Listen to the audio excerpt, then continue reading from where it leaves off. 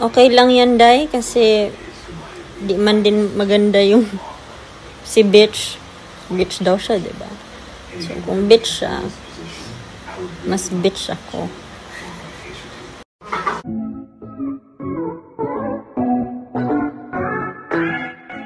Ellen Adarna, madami ang isiniwalat at ibinulgar patungkol sa paghihiwalay nila ni Derek Ramsey, ang kanyang dating asawa.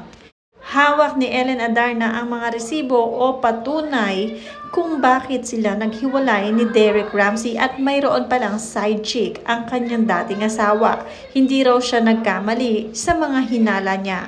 Panoorin at kung hindi pa nakasubscribe, don't forget to click subscribe and hit the notification bell to keep you updated. Maagang-maaga nga ay isinare agad ni Ellen Adarna ang mga resibo kung saan ito ang hawak niya at patunay sa mga ginawa ni Derek Ramsey at ng kanyang side chick. Sabi nga dito ni Ellen, the audacity, wow, the audacity era, wow, sad boy era, wow, victim, wow. Yeah, so, diba, that was 9 days, 10 days into the relationship. Yes, we were not married that time yet, but if he was able to do that in our honeymoon stage, how much more? 3 months, 6 months, a year, God knows, right?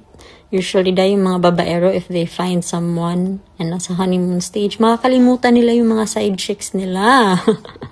And they will return to their old ways, maybe a month. But this is 9 days. So, God knows, ano pa yung iba, right? This is like, I am amazed. It's talent. 9 days. Talent, skill. Wow. Hands down. Ito yung summary ng mga posts ni Ellen Adarna earlier sa mga hindi nakakaintindi. Sabi niya, I know how much you guys enjoyed my previous chismis stories. So, here's the summary. Pasabog this morning. The screenshots are dated February 13, 2021, showing a conversation between Derek and a girl asking why he went boxing without her and why he seems to be ignoring him.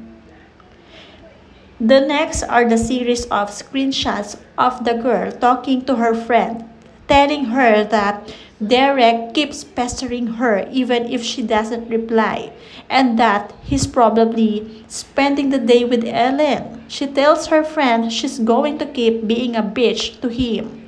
Since he knows that about her anyway, she says she's just a seasonal friend to him. Ellen posts videos saying how she found out about this screenshot 3 weeks ago only. These are conversations 9 days after they became official or during the honeymoon phase. She's baffled that he can do that during the honeymoon phase. What more months down the line, and what more when they are married?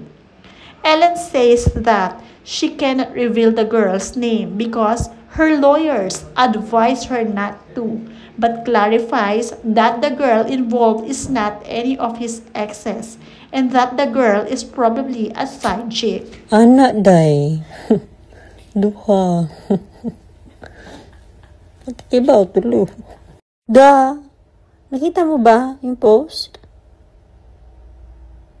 I said I found out about it 3 weeks ago, like this month only. Okay, may nagsumbong sa akin. So, there. As much as I'd want to reveal who this girl is, I cannot. My lawyers advise me not to. I can get in trouble. Yeah, but to clarify, she is not an ex-girlfriend. She's, I think, a side chick. So, not an ex-girlfriend. Kawawa naman yung mga ex-girlfriend na walang kinalaman. But, yeah, I know this girl has always been there. They've been friends for decades and she's always been there. So, there. According to Ellen Adarna, ay hindi naman pala kagandahan ang side chick na napili ni Mr. Derek Ramsey. Kaya naman pinagtatawanan na lamang sila ngayon ni Ellen Adarna.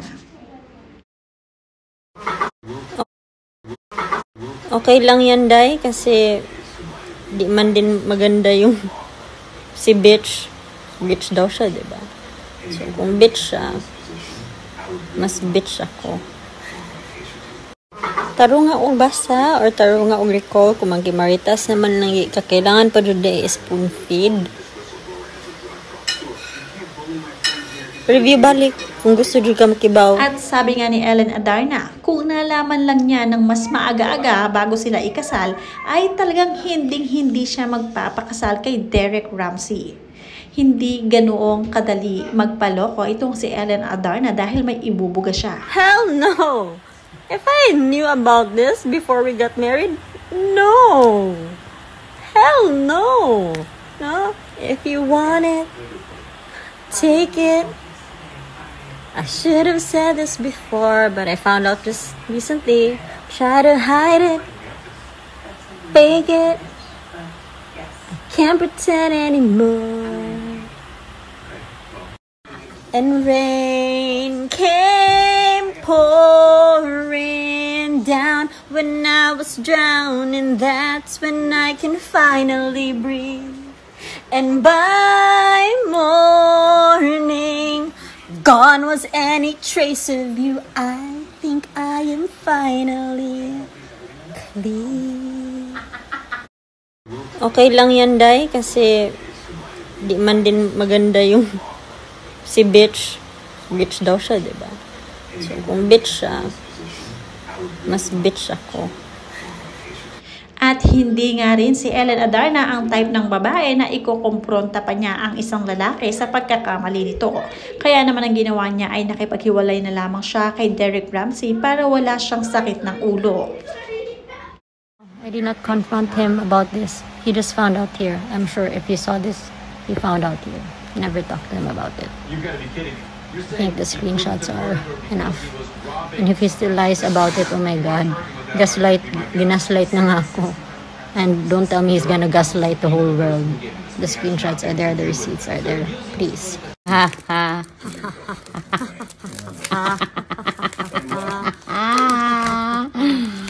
What's that?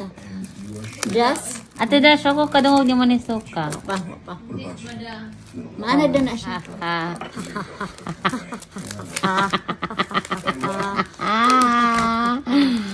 What's that? Just? Ate Dash, ako kadungog niyo man ni suka. Pa. Maana doon na siya.